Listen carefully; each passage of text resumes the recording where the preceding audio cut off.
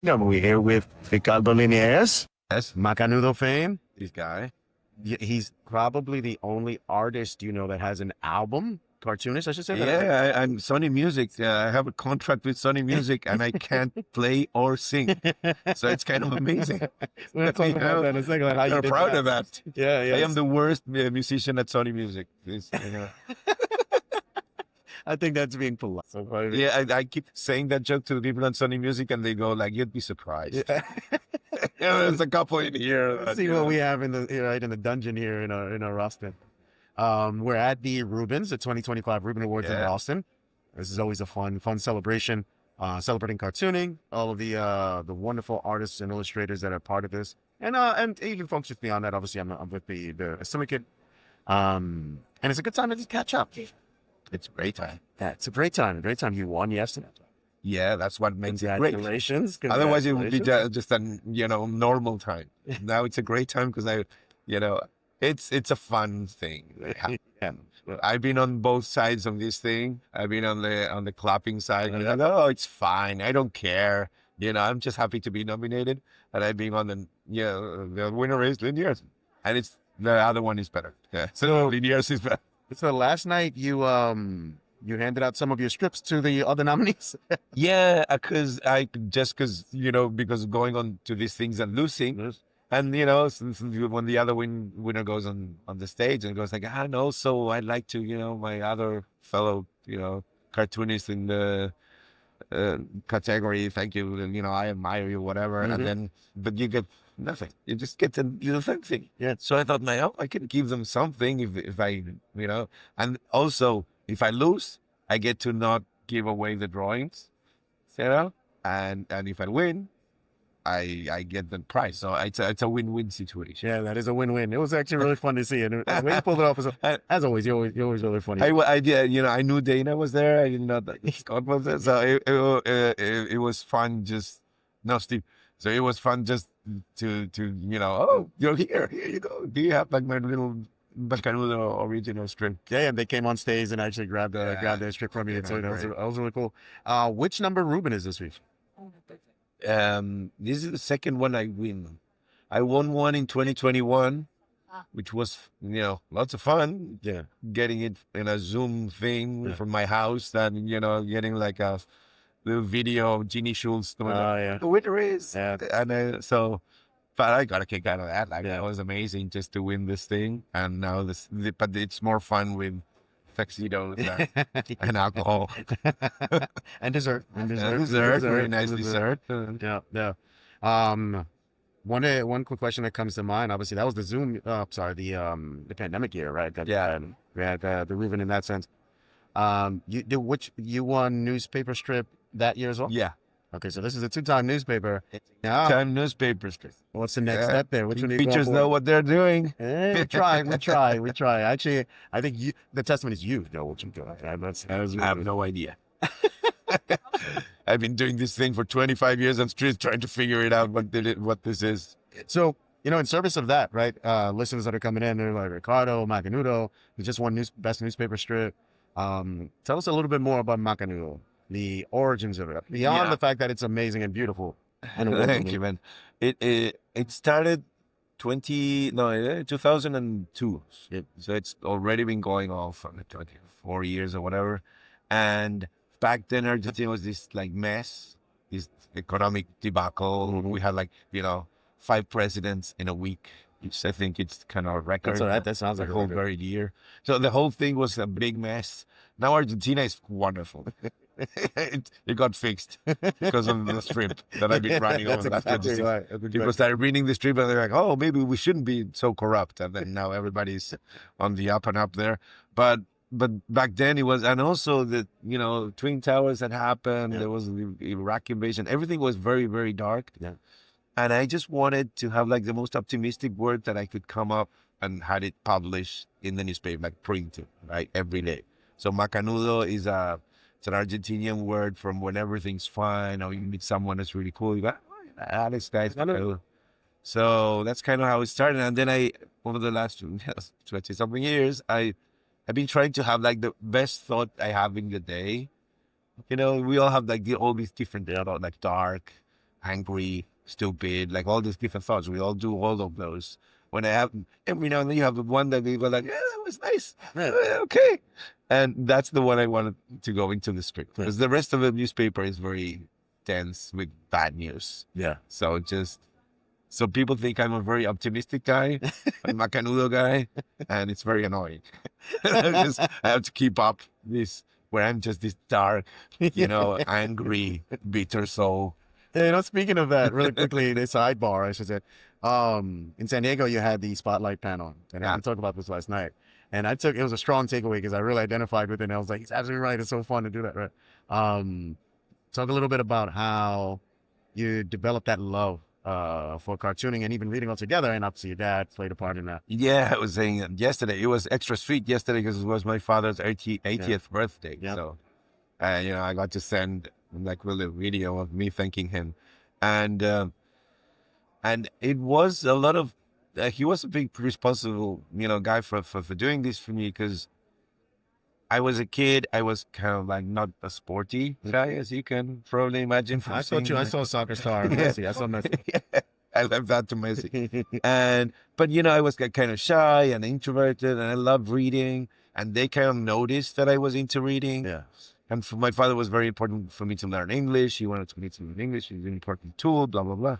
So he would buy me, at some point he said, like, I'll buy you whatever you read in Spanish. Or you have to buy that with your allowance. Whatever you read in English, I will buy for you.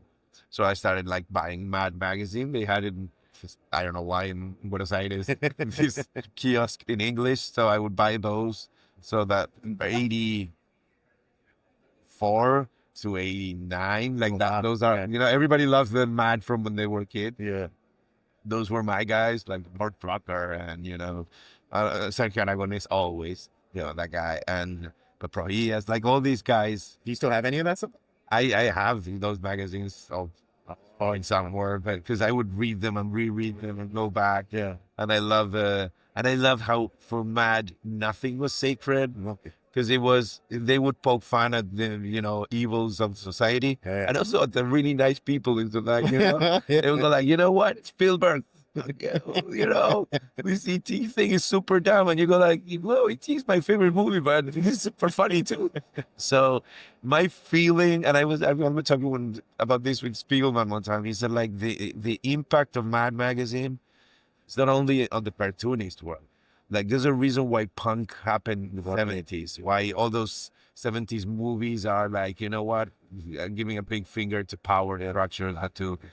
It's because they were kids in the 50s reading Mad Magazine. Yep. And they were like, you know what?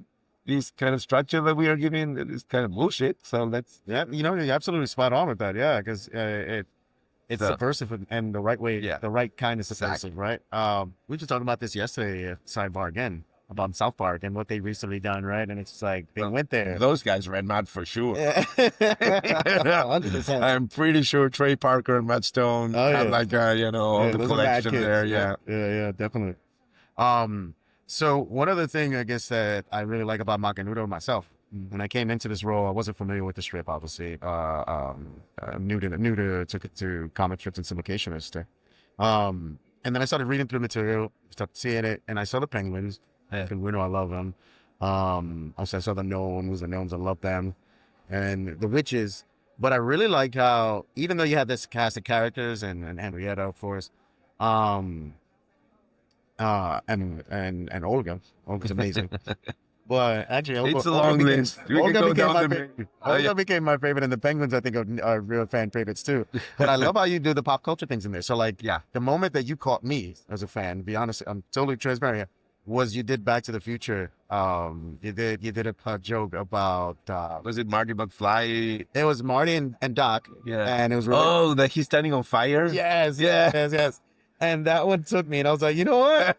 This Macanudo thing is really cool. This Ricardo guy, he's a funny guy. I love the movie. I heard so many, like podcasts about the movie, read books, and nobody ever went, why the fuck are they standing on fire? And not, because I get they're there and it's cool. I don't know why Doc puts them in front of the car. They could have stand to the side, but okay. But then there's this fire, and Marty turns. And then you can see them, and nobody's jumping. They're just standing on fire. And I don't know why never, that's, I need to have a talk with Mr. Zemeckis. Yeah, and just ask the question, right? But and so how you inject the pop culture into it is amazing. Because another favorite I've seen is the Darth Vader. Yeah. That you did was like it's what was feeded to all of us when we were kids. Right. Like it's hard for me to come up with jokes about like the Lububu or whatever. Yeah. I have no connection to that thing. I don't know why they are trying to make that happen. But yes, Star Wars and Back to the Future and Indiana Jones, but also the Stephen King books I would read when I was a kid, or music, the Police, whatever. So all that stuff is in the back. And also a lot of Argentinian stuff that A lot of Lord of the Rings as well. Yeah. But I always felt I have like a little bit of like an extra tool that some of my fellow cartoonists here don't have. Is that I used to read Kino when I was a little kid, and Rosa, and all these amazing Argentinian cartoonists that really pushed it in different directions than maybe the rest of the world were doing. We just have, weird way now. Well, you're on the other side of the poles too, right? Like, So, literally. I was lucky that I did read Bill Watterson, but I also have Kino. I have this other aspect of culture that not a lot of people are aware here. Right now, they have published for the first time Mafalda in English here in the and it's the perfect strip for this moment. I always explain it as peanuts plus socialism. Yeah, there's another cartoonist from Mexico that I work with, Guillermo, that he does Willy Black and Pablo Viernes. Which, if you haven't seen Pablo Viernes, I'll send you that sometime. You just maybe take it in. But he mentioned Mafalda to me for the first time, and I was like, that's how we learn to read. Right. And the cool thing about Mafalda is it's a character that doesn't teach you to be nice or to, follow rules or what. It's kind of like the math thing. She's always asking her parents like about the world and being very, very, like curious and very critical about what comes from the grown-up. right. This is what they give you when you're 6 years old.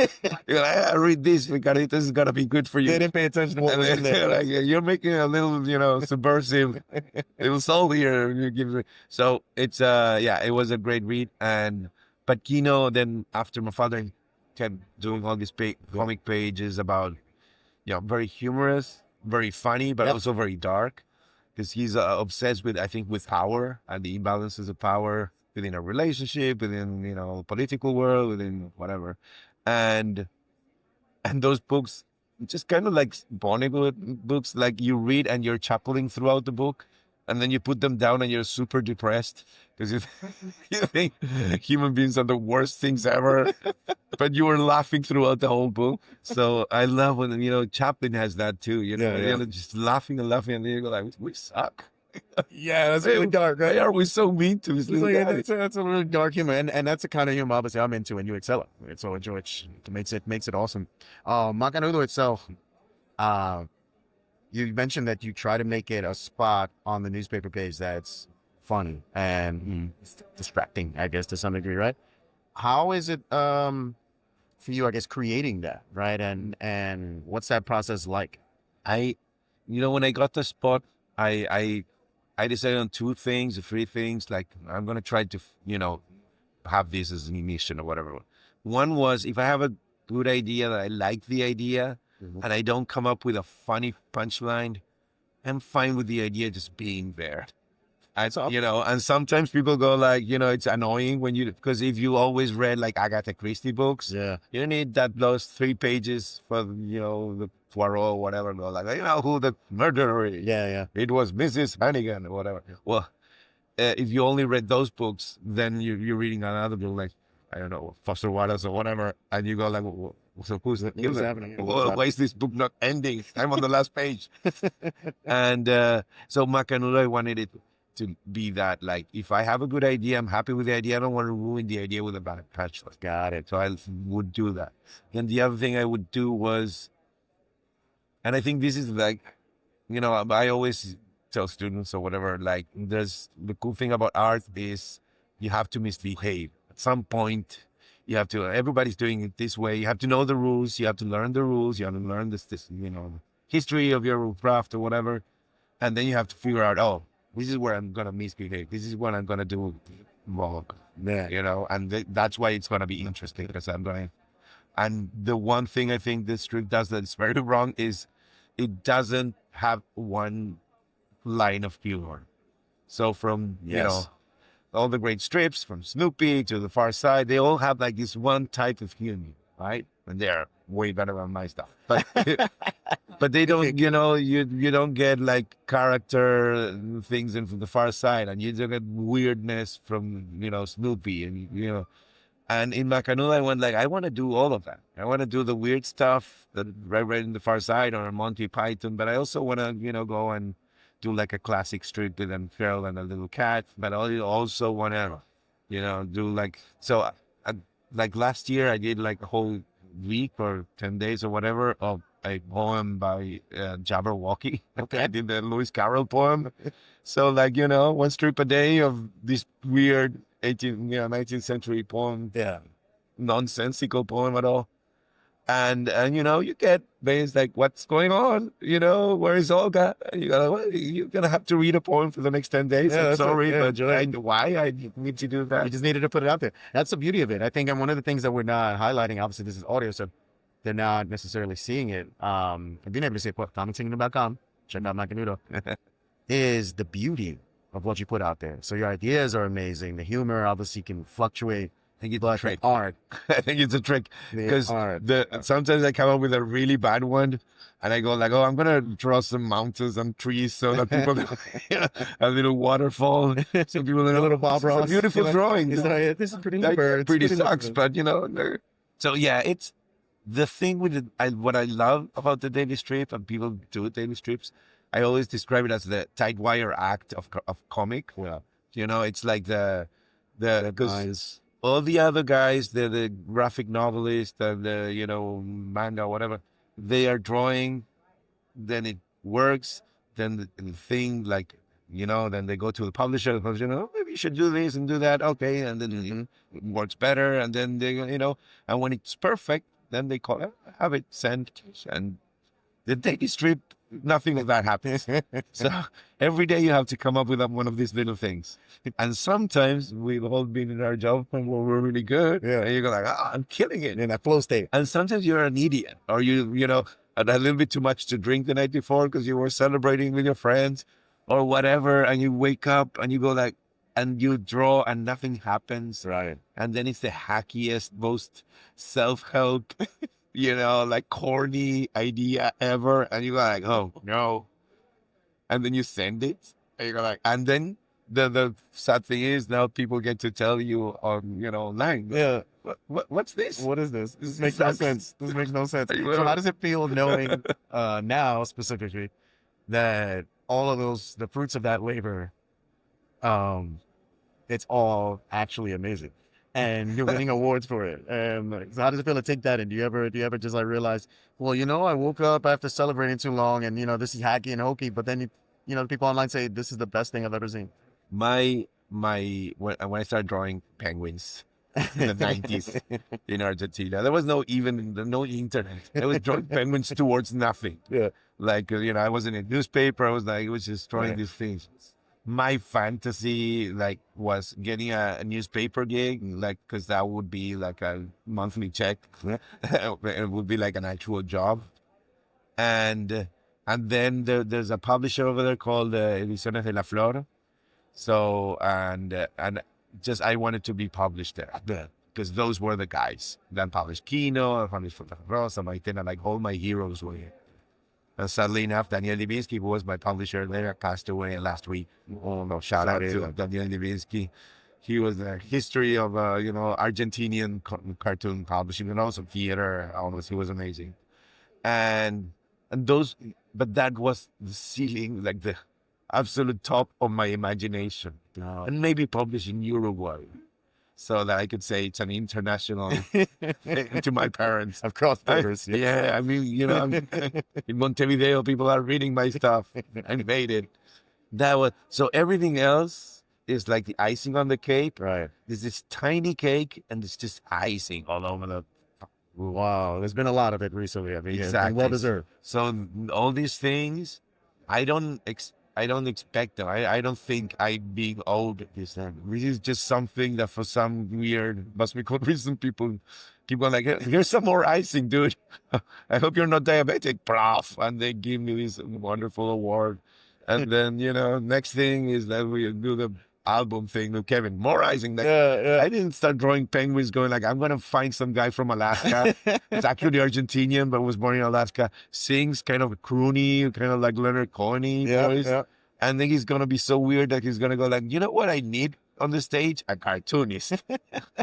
Let's, you weirdo, do you want to draw while I sing? You're sure, Mr. Johansen. And then that became a show, and we've been doing that all over the world. So it's just more icing. That's actually a perfect segue. So that, before we wrap things here, I wanted to ask, we know what's in the future for Macanudo as a daily strip. Yeah. That's going to continue and hopefully expand and keep going. Yeah. We want you up there with Bill Watterson and those names. Like at the end of all of this, that'd be amazing. John Paul, George Ringo, Right. Yeah. Justin Bieber. That's me. That's him. Ricardo. But I guess what's next for Ricardo beyond that? So maybe the music was a perfect segue. Like So that's fun. We just put out a record with Kevin, which is a show we did in Madrid. Yep. And Kevin says, like, at the end of the year, like, we're going to do like a record with the show. So that's got to be on Spotify or whatever. And, I have to do like a cover or something. And I went like, dude. So he was Kevin and Liniers live in Madrid. And I told him, what I do in the show, you can listen. You can hear it. You maybe hear like, that's it. No. And he was like, no, it's our show, man. It's 50-50. Because I was like, Kevin Johansen, yeah. 50-50, you and me at the cover. So I said, like, okay, if we do this, I need to draw all over them. But you got to thank Kevin for, because actually he's smart, he's genius for having the idea. So it does. The show is Very talented, weird man. And so he, so I did all the lyrics of his songs as comics. So if you buy the album, it's like almost this graphic novel inside the album with nice. every one of his songs. And then we also put out a book for the people that don't have a vinyl player or whatever. So you can buy the book with just the lyrics. And so now we're back on the road, presenting this in Madrid. So you are in Europe now, and I think you said you're coming to the States next year. So yeah. I have a couple of weeks. I'm going to chill, and then I'm going to Mexico. Okay. And then we're doing a tour through Europe. So we're doing like every big, like Berlin, Madrid, Paris. Rockstar cartoonist. You guys are there. Amsterdam, Zurich. We're coming your way. My Zurich people. What is it like living that life? Like it's like you're on tour as a musician. The most fun thing is because we did a tour through Europe last year, and we went to just weird, like Copenhagen, Hamburg, or whatever. And it's that every Latin American 50 miles around the venue come. Right. So whenever we mention a country, you go like, oh, the other day we were in Colombia. But one day we were in Paraguay. Like there's these bunches of different people in different countries that show up for the shows, and it's super fun. It's amazing. Yeah, well, I haven't attended. I can tell you it's a really good show. Oh, you were there? You're right. Yeah, that was a big one because it was New York. That was a lot of fun. The venue was in front of the Hamilton. Yeah. When they were Right doing across the street, Hamilton, I get to be on Broadway.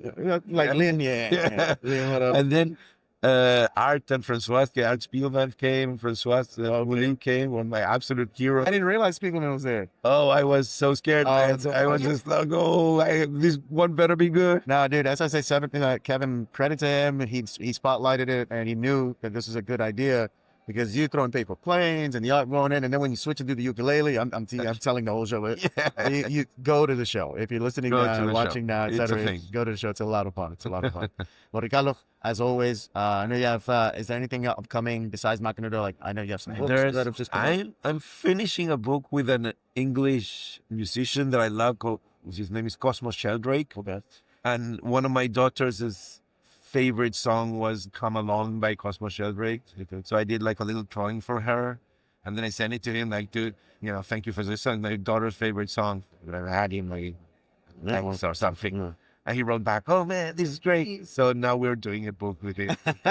My daughter's favorite song. Oh, that's awesome. So that's, I think that's coming out. And then there's a Macanudo that's going to come out. And then stuff here and there. Yeah, I know you have the books with Fantagraphics and so Keeping forth. So myself shout out to busy. Fantagraphics, a great publishing They partner. make the most beautiful books. They do. Also, I found out like a lot about like Prom. Like I started with Prom back in the '80s, Mm-hmm. and from then on, I would just buy Fantagraphics books. I would follow them wherever they. So Dan Klaas and Chris Ware, like all those guys who started there. I was like, oh my god, and they've been putting out so good that they were beyond. I couldn't even get influenced by these people because they were way too good. I had to go and so publishing with them is just it's Yeah, we have it's a 1, 2, 3 books. so 3 books. Yeah, working on the 4th one. Yeah, well, that's awesome. Obviously, get your Macanudo there, and you can always check it out on comicskingdom.com and newspapers nationwide. Okay, Of course, and in Argentina. yes, Of course, I'm if you all take over the pictures, place. he's all over. Shout out to King Features. No, thank you again. Thank you. As always, it's a pleasure, man.